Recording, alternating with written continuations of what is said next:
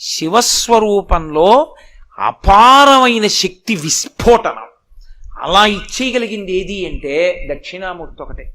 ఒకవేళ మీరు కళ్ళు మూసుకుని విడలేకపోతున్నానండి, అలా నాకు జ్ఞాపకం రావట్లేదు, ఏవేవో గుర్తొచ్చేస్తున్నాయి అన్నారనుకోండి, కళ్ళు తెరిచే మీరు ఆ పాదం పైకెత్తినట్టు, మీరు పళ్ళెం పెట్టినట్టు, మల్లెపూలలో పాదం పెట్టినట్టు, మీ భార్య పోస్తున్నట్లు, మీరు కడుగుతున్నట్లు ఊహ చేస్తూ ఉంటే మీరు మనస్సుతో చేస్తున్న రచన మానస పూజ అవుతుంది. మానస పూజ ధ్యానంలోకి తీసుకెళ్తుంది. తర్వాత నేను మీకు ఒక యథార్థం చెప్తున్నాను, నన్ను నమ్మండి.